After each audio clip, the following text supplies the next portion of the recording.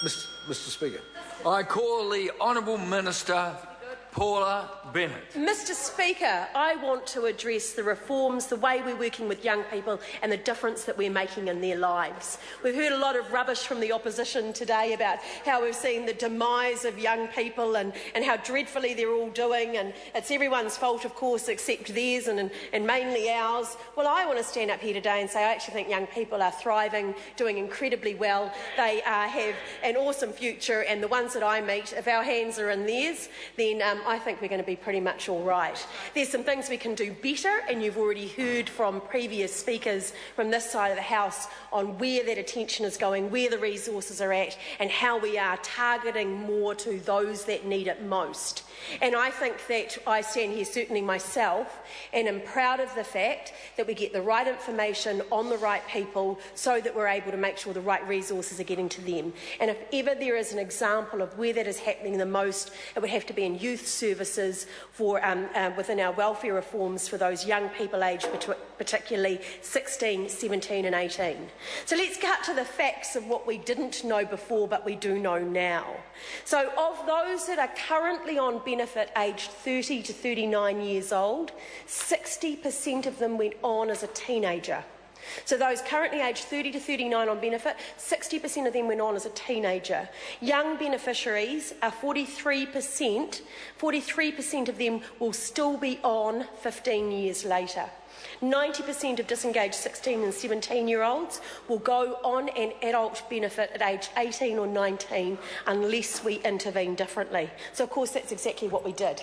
So we went up there, we contracted, we got all that new money in the budget of 2012 it was. We then implemented our youth services and we see substantial differences for these young people. Mr. Speaker, of those that were not in education, employment or training, so those that were NEET, we now have 59% of them enrolled in education, another 17% in training and another 4% in work-based learning. That is outstanding. We have 1,300 that are on the new youth payment, which is those 16 and 17-year-olds. Of those 1,300, 71% of them are in education, 71%. And I can tell you, Mr. Speaker, that that number was pretty much zero before these reforms came in. But, and it won't surprise many in this House, the ones that really get me going the most and I think are making the biggest difference is for those teen parents. So of teen parents, we've got 1,400 that are on a young parent payment, aged 16, 17 and 18 years old. 70% of them are in education, 13% in training, 48% have done a budgeting course and 44% have done a parenting course. But Mr. Speaker, there's a reason I got into politics and I've been reminded of it this week. And so I get to indulge myself in the general debate, which is a pleasure we don't often get in this House.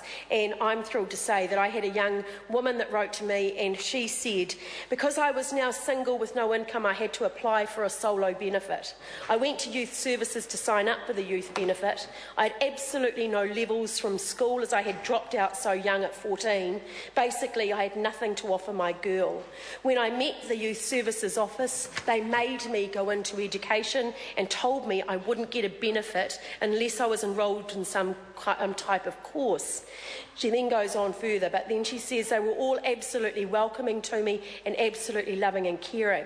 I had to break the habit of staying home all day long to actually getting up early and doing something with myself for the day.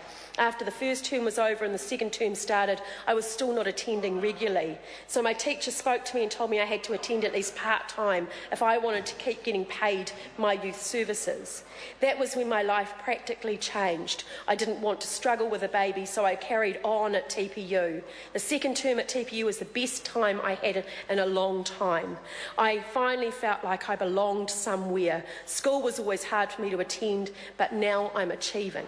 Mr. Speaker, I had another one that wrote to me that said, before I started at the TPU and was made to go, I only had level 1 achieved. I didn't actually realise I had any NCA credits.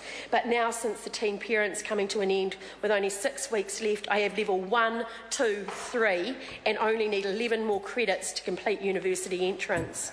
I have another young woman here who told me that the reality for her was I have gained level 2 while I have been here, am 10 credits away from completing level 3 I've also put credits towards university entrance.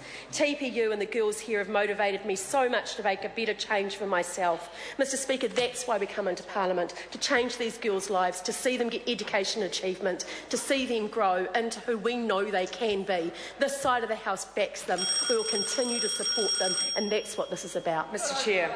I call the honourable member